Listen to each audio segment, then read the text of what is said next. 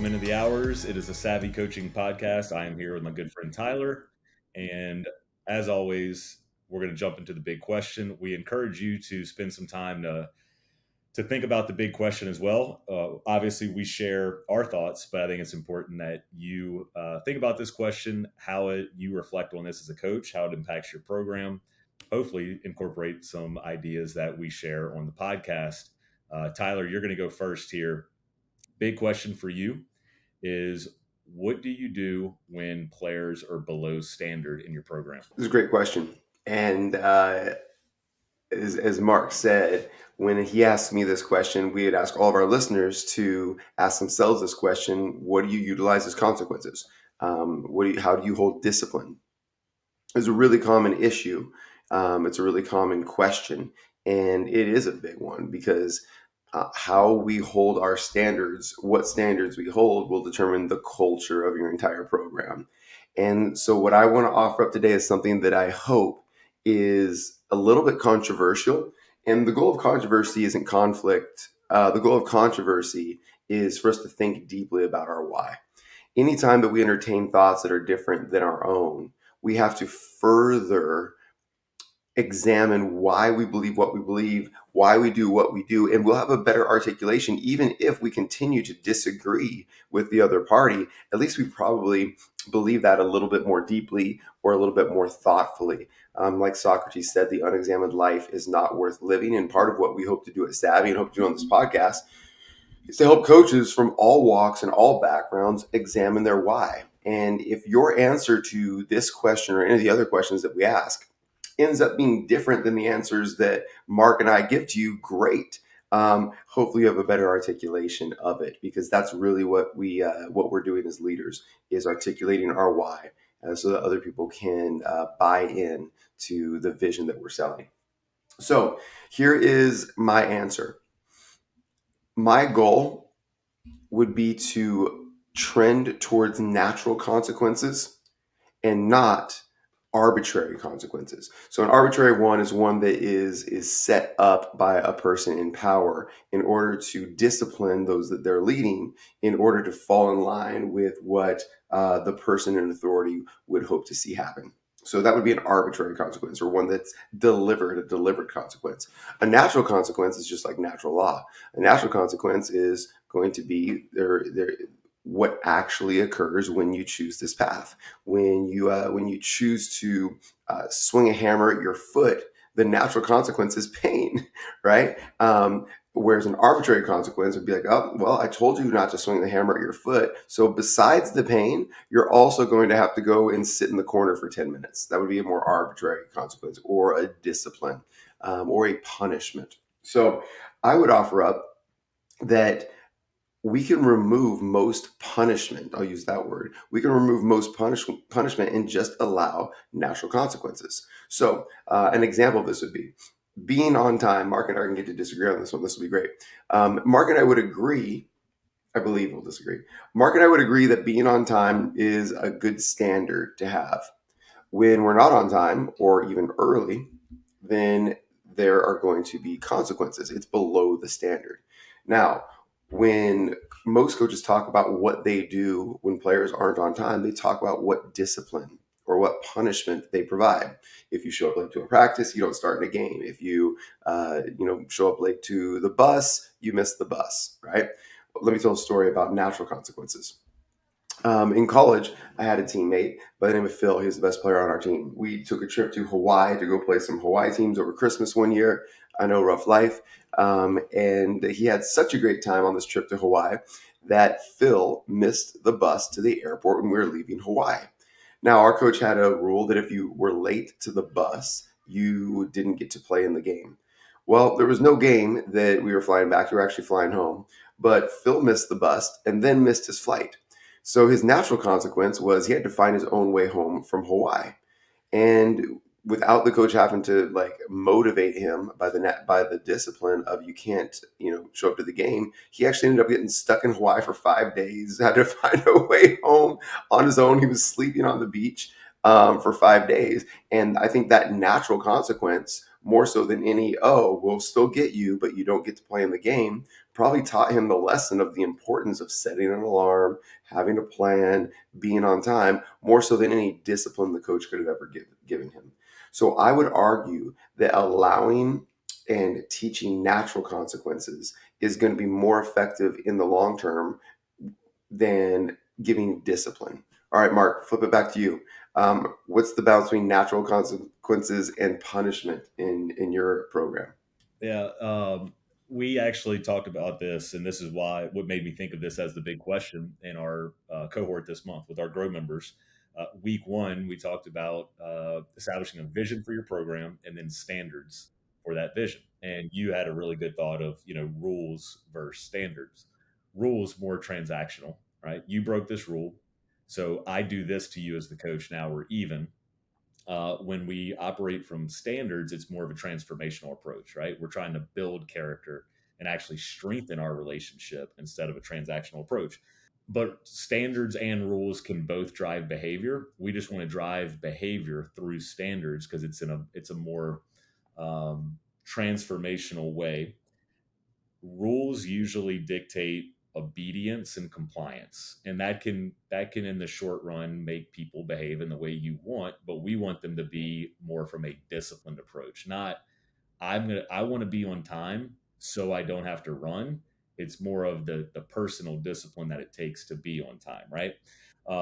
So if you're not on time, if you miss practice, there is a natural consequence. I think one, communicate to players what natural consequences are. I don't think they're familiar with that because they're probably so used to a transactional or rule based relationship. I would say the next step from natural consequences would be what I would call progressive consequences, right? So if this player continues to be late, well, now it's affecting more than him or her. Now it's affecting the team, right? It distracts me from practice. It ruins the flow. We're having to change practice because you're not here, and we're taking away from our teammates, right? If eventually you don't play because you're not at practice, then it's going to hurt our ability to win games. So a progressive consequence might be the next time, this becoming a pattern, the next time you're late, you're going to sit out of the entire practice.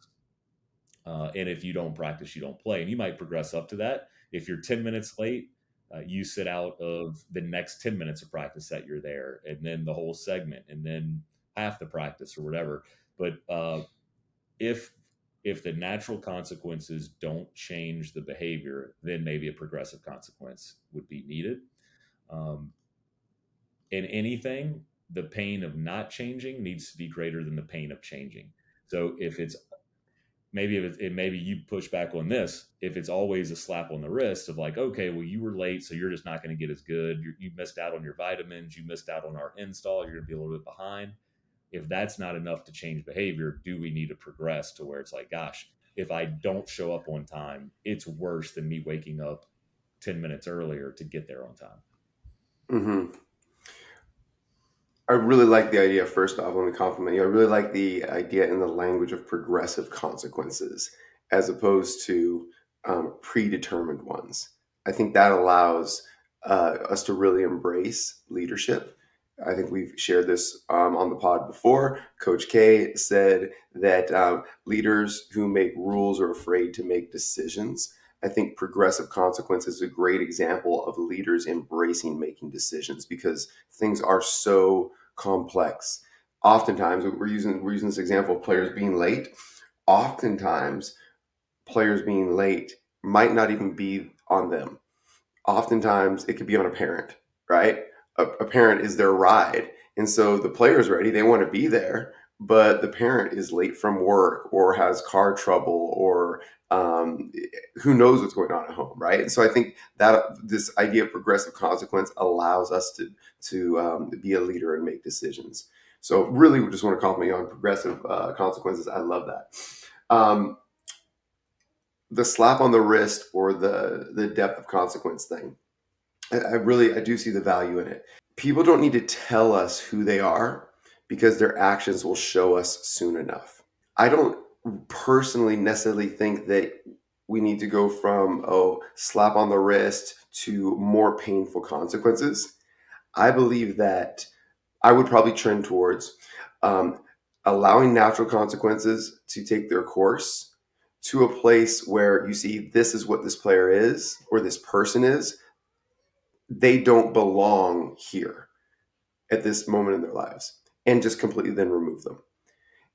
And so that would actually, I think, be different than, slap on the wrist. It would be natural consequence to the most painful natural consequence that I think any group of people can provide, which is we're going to remove you from this group. We're going to remove you from this community. You don't belong with this group. That's not how we do things here. And then there might be another chance down the road to reinsert yourself. I mean, I think that is probably the most painful natural consequence, which is you don't belong here. Yeah, and that would be an example of a progressive consequence, right? Yeah. Like you're going to sit out of practice, and then if you continue to sit out of practice, now you sit out of games. If you sit out of games, then the next one is just maybe you're not on the varsity team anymore. Then if you can't Mhm. make it there, then maybe you're out.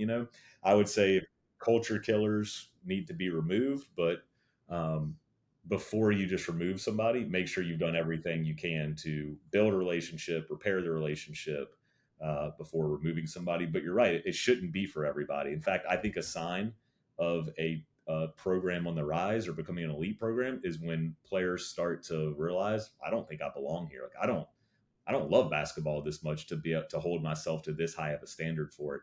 I'm going to self-select out. Um, yeah, I think that when you're there, you know that you're clearly communicating your standards. I'll share one practical tip that might help coaches find a progressive consequence organically. Put it in the player's hand. So I'll go back to this situation. This is probably 7 years ago now. Player on our team, super high character kid. His dad or brother was getting some type of award, and the ceremony was during practice. It might even been during a game, and it was a pretty big deal. So I didn't want this player to miss the ceremony. Really, it was his choice, right? He came to me pretty upset of coach, somebody in my family's getting this award. It's during this practice or game. Forgot what it was. Um, can I go? I'm like, well, that's your decision, man. Like, is family more important than basketball? Probably so. So if this is an important event, then yeah, you should go. And I turned around to him. I said, there's going to be a natural consequence. You're going to miss the practice or game. I said, do you think there should be any other consequence for missing? And forgot what he said, but he had a really, really good one. He said, well, what if I watch the film of practice to make sure I'm back? And I'm like, hey, that's perfect. Like, and look, the next day at practice, it's kind of going to be the elephant in the room. Like, hey, you weren't at practice. I'll just call on you in the circle. Connor, I know you watched practice film. What's one thing you took away from practice? So that's almost like a restorative consequence, right? I know I'm not going to be here, but because of a family obligation, what can I do to make sure that consequence is minimized? Yeah. No, that's good. And I'll give one more just practical example of the benefit of allowing natural consequences to take place. It provides opportunity for players to recognize when the group is below the standard and for them to lead each other. So an example of focus. I as a coach, blow one whistle to teach, but I refuse to teach until everyone's locked in. Now, I can yell at them to lock in. I can give them verbal reminders to lock in. I can put them on the line and provide a punishment if they don't lock in, or I can just wait. And the natural consequence of them not being locked in is we waste time and they don't get as many reps and they're standing around a lot. And this actually happened last night. And probably the first time, because they were in an especially, jovial mood, the first time it probably took 40 plus seconds of me just standing there in silence until one player was tired of it and wanted to play basketball and started to tell their teammates, let's get focused. And then by the end of practice, me waiting resulted in probably 5 to 7 seconds before multiple players got everyone locked in.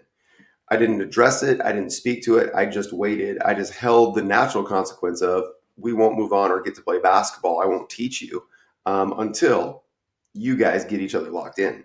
And so I think the benefit of that, obviously the drawback is it took longer, but the benefit of that is players took ownership over holding the standard.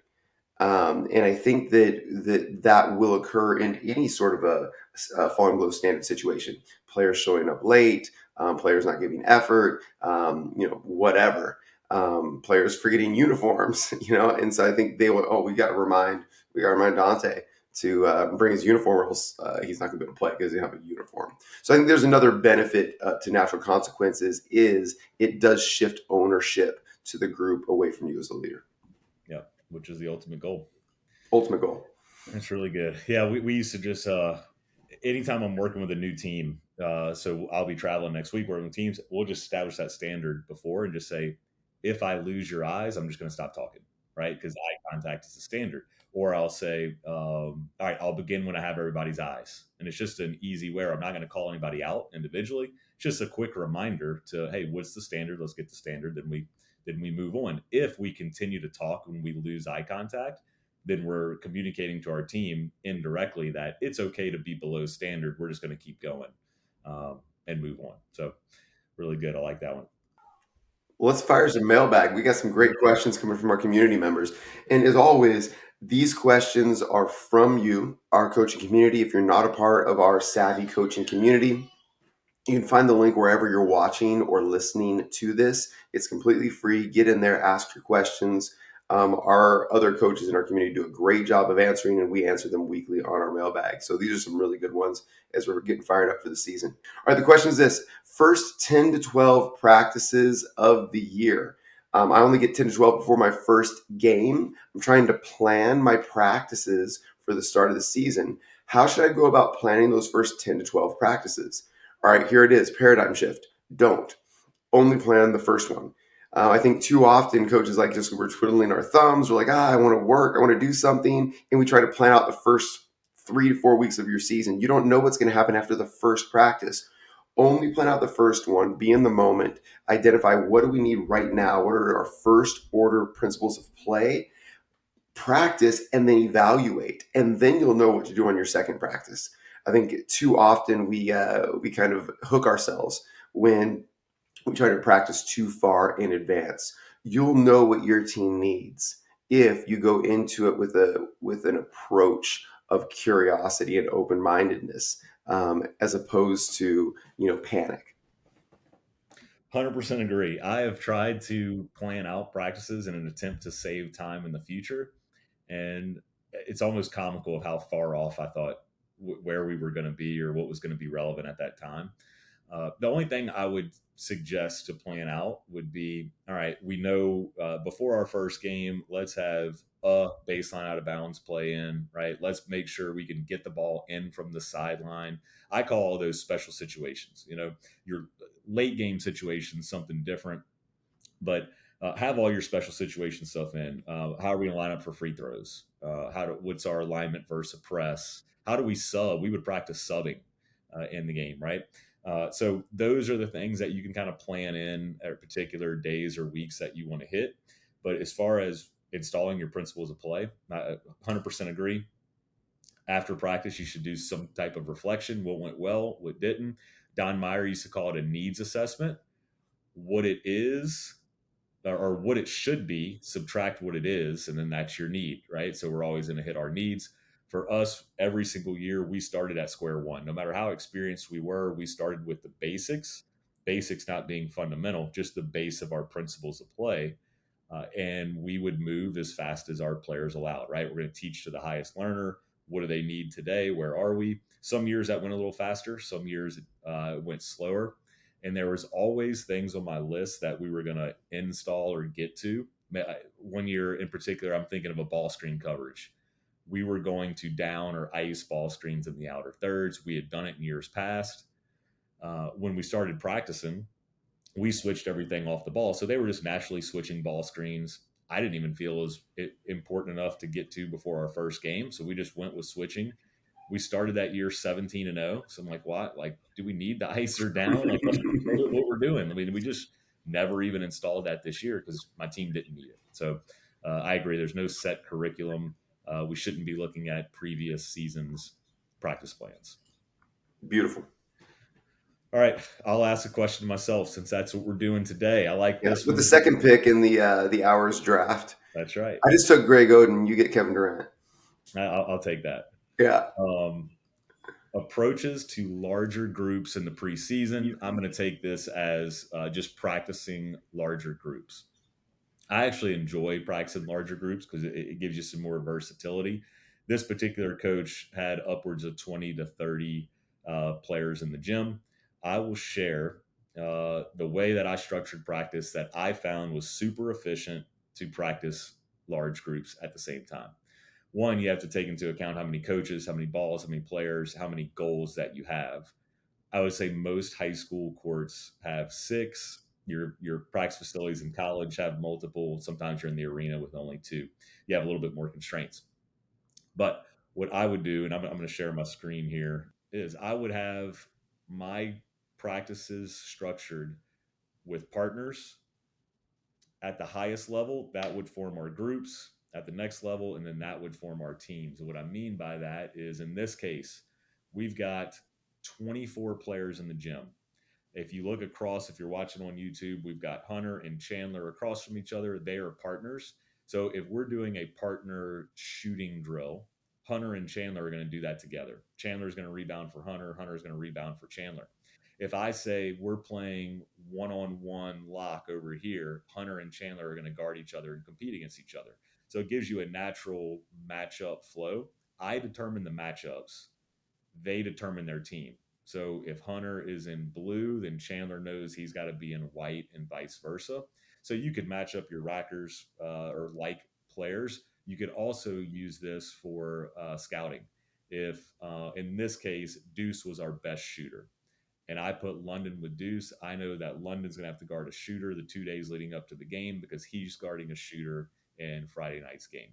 So you can use it for scouting, but we also use this for, I mentioned earlier, groups.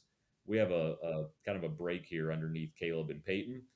Anyone under that, starting with Bailey Max, if you're watching, is going to be in the second group. So if I say 2 groups, Hunter through Peyton are coming with me. Bailey and Daniel are going on the other end with my top assistant, and we're going to work the same thing in 2 groups of 12. We could have 3 teams of 4. We could have 2 teams of 6. However you wanted to structure that. If I ever yelled 3 groups, we would divide up into 3 baskets, and I would take the top 8. We'd have the middle 8 and then the bottom 8 that we would divide up. I like all doing the same thing instead of doing station work because I think it allows your coaches to teach different things, gives them more ownership. And I would tell them, look, you're the head coach of your basket. You're driving the standards, you're teaching, you're getting it set up. If you have a coach that is struggling, just rotate groups. Just say, coaches, everybody rotate a basket to your left, and then you can get with that group and kind of get them up to standard, rotate back, however you want to handle that. But that has been the way that we've practiced with a lot of players in the gym. I love it. I think it's important that your JV team is treated with importance and that they're hearing your voice all season instead of just hearing from the JV coach, because oftentimes we rely on those players next year. I don't want that to be their first experience practicing at the varsity level, especially with me. Yeah. Excellent. Lots of great golden nuggets in there. All right, I'm going to go pregame warm up, one of my favorites. What should we do in pregame?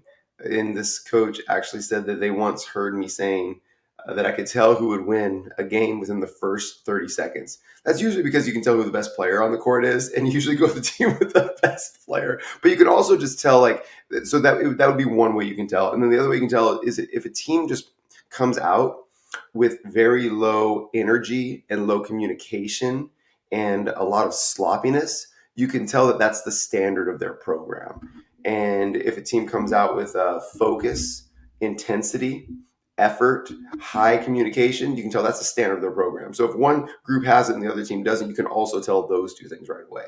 Now, if both teams have talent and both teams have high standards, then it's hard to tell. But that's very, very rare, especially at the high school level. You have 2 teams with talent and high standards. And okay, let me ask you this small question back to you before I dive into what you do in pregame. What percentage of teams at the high school level, Mark, have high talent and high standards? 10%? Yeah, You? 10%. I mean, just by having high standards, you can separate yourself from 90% of your competition at the high school level. That's why I think it's so easy to stand out at the high school level and be successful, is just by establishing high standards. Then, if you have talent, you'll probably do really, really well. And if you don't, then you won't do really, really well. But it's so easy to be above 500 at the high school level just by having high standards. Okay, so what do we do in pregame warm up? I think you do in pregame warm up the exact same thing you do in your pre-practice. So it should look the exact same. So if your pre-practice has a short amount of time where there's some player development stuff, and then you go into your prime drills where you prime your standards and your energy and whatever you're going to be teaching, your ball screen coverages, your 0.5 reads or whatever, you do the exact same stuff. You shouldn't do something different than you do before your practices. If what you do at the beginning of your practice isn't energetic enough, or it doesn't fire them up enough to be pregame, then what you're doing in practice is wrong. If what you're doing in games isn't something that you would want to spend time on in practice, then what you're doing pregame is wrong. Mark listed his 4 things that he would want to see done in general for a pregame, and I would agree. I think there should be some skill work, whether it be whatever skills you care about, passing, shooting, finishing, defending, whatever. There should be some read work to engage the mind with some live defense in hopefully advantage situations, right? And there should be a lot of shooting because you got to make shots in games. So I think, do the same things you do in your pre-practice.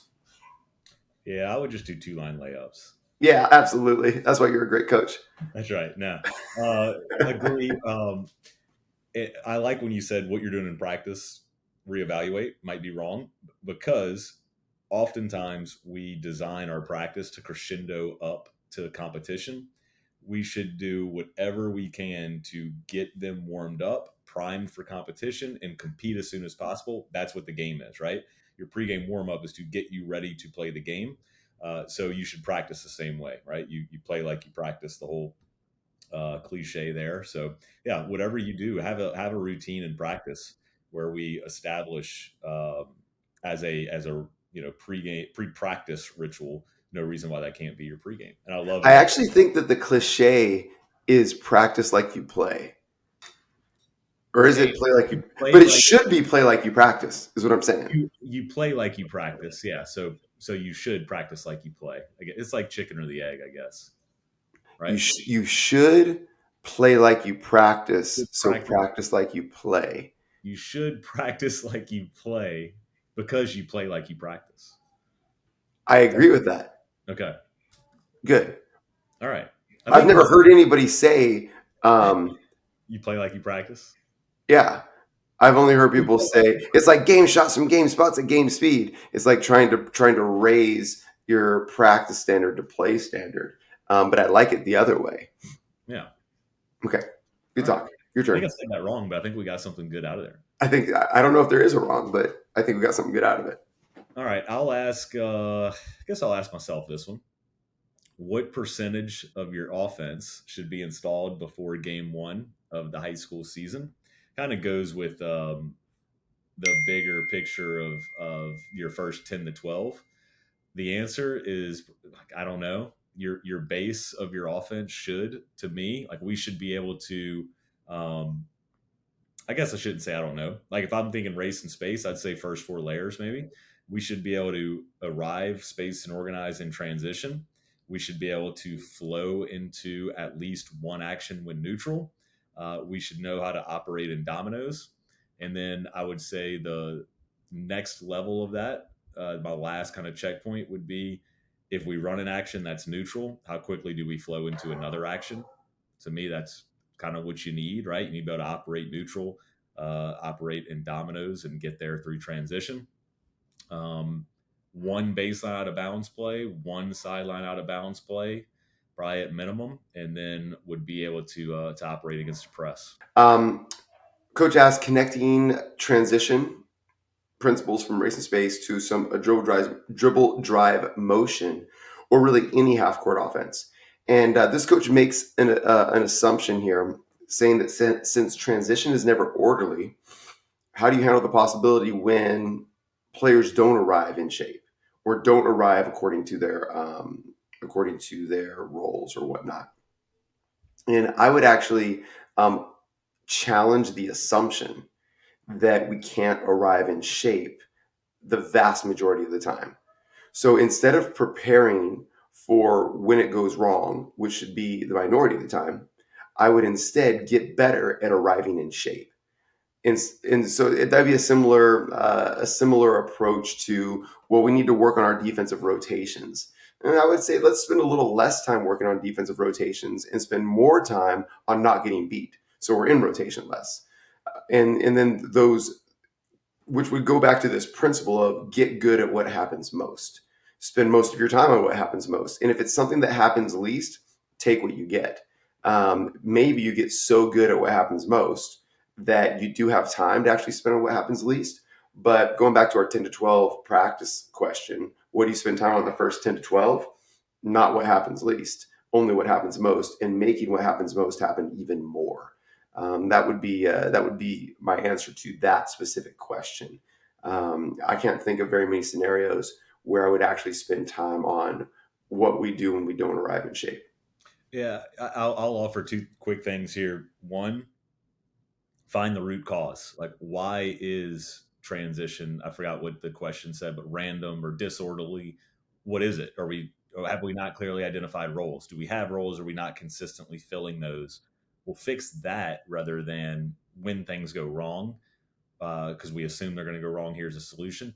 But I will say too is through principles of play, you should have some kind of solution, right? If spacing is always the answer, because a principle of play is spacing, and we know what shapes and alignment we play out of, then if we do get out of alignment or shape, how quickly can we reshape the floor? Because when you run conceptual offense or whatever we're running in transition, when we do get out of spacing or shape, a skill of your team should be how quickly do we fix that, right? Can we fix that? Because it's not always going to be perfect. But like you said, the majority of the time, I think in transition it could be. So it might just be a more time spent on doing it right rather than fixing it when it goes wrong. Yeah, and I'll just say, in addition, as a closing thought, this question, which I think is a common one coaches ask, this question communicates too rigid of dribble drive motion principles. Because race in space, the intent of race in space is you can play in advantage regardless of shape. And when coaches ask, how do I connect race and space to, what they're actually communicating to me is that the thing that they're trying to connect it to operates under a different set of principles of play, usually something that's more rigid and less conceptual. And it's hard to go from conceptual to we have to be this player in this spot. And so that's what the question is telling me and should be telling you if you're asking that question as well. All right, 2v3. I'm going to offer up 2v3 as one way to teach your defensive principles while not teaching defensive shell. That's I'm getting the t-shirt made. We could argue about that for a long time, but this would be one of my people like, well, how do you teach defense then? Well, short answer, by playing defense. Longer answer, by creating scenarios that are going to happen a lot and then playing out of these scenarios. So here's an example of it. So we have three defensive players here. We've got a defensive player that's in the gap. We got a defensive player that's on the wall in the smile here. We have a defensive player that's two passes away in what we traditionally call help side. Three defensive players. We have two offensive players here. Offensive player in the action spot, offensive player in the corner. We've got a coach with the basketball. Coach can correct any sort of responsibility or positioning on the defensive players when the ball is in this situation. And then once the ball is entered, then we're playing live out of this scenario. And so this would be kind of like a guided to live scenario. There's a little bit of teaching. We're talking about responsibilities. We're talking about positioning. And then when the ball goes in, we are 100% live. We're going to play out of it. Let me rewind here. I'm just not going to play out of it. We can correct it. So our goal in this scenario is we want to put the ball in jail and not let the ball free. That's how everything that we're focusing on. The defensive player lets the ball to the free side on the right hand side. Great teachable moment. They play live out of it. We reset. We're going to try it again, and now we get to correct and improve. So now we get to play a little bit higher. We're going to put it in jail. Now he gives up an off the catch three. Also, what we don't want to give up. We get to correct that as well. The whole goal of lock left, or whatever your defensive principles are, is we don't let the ball dribble right. We don't give up off the catch threes. In the first two catches, we gave up the two things that we don't want to give up. So now, we get to correct and get do-overs. So now we're going to get a third one. We're teaching blah, blah, blah, blah, blah, blah, blah. And now we get to get what we want, which is every single catch results in a left-handed dribble, which is what we're trying to work off of. Now we have this defender in the gap. We have a defender on the wall. The gap defender is skirmishing and not helping off the corner and getting back to the corner. We've got the wall responsible for making every dribble a pass, which he does. And now we get into the situation that we actually want, get the ball to jail, try to keep the ball in jail.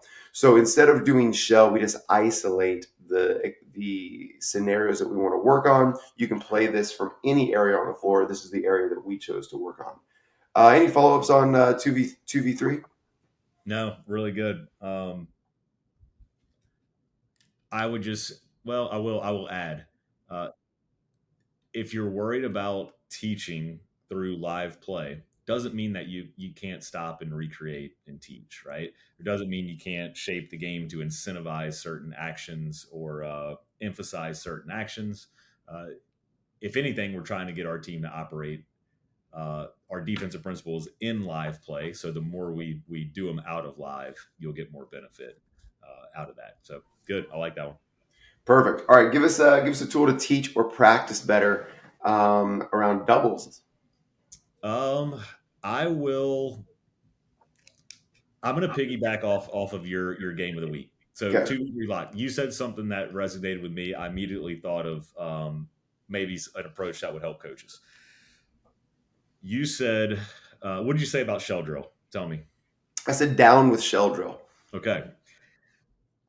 I think that's a controversial topic. I think you have your coaches that just really they learned through shell drill. They like shell drill, and I think oftentimes we use shell drill as a crutch. So we at SAVI, we always try to help coaches find a different approach or to see things through a different lens. If you want to keep shell, if you're not a down with shell drill type of guy or girl, and you think there's value in it, use it to introduce actions that you have to defend, use it to teach how you defend those actions, and then don't use it, because often we use it as a crutch, as a way to say, well, we're working on defense. If anytime you are working on something with no decisions, I think it's counterproductive, right? I think you're actually getting worse and not better. So let's say we're teaching our team how to defend a down screen. Once they know how to defend a down screen, maybe let's play 4-on-4 live with the rule of every time you pass, you have to go down screen.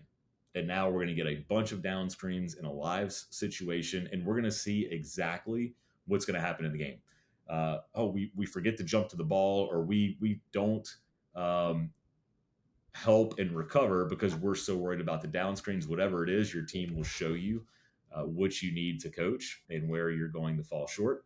So, yeah, that would be my first step to teach better or practice better. If you want to use shell drill, introduce things. After that, stop, because you're probably using it as a crutch to say, well, we worked on this in practice, but you're not working on it in the most efficient way.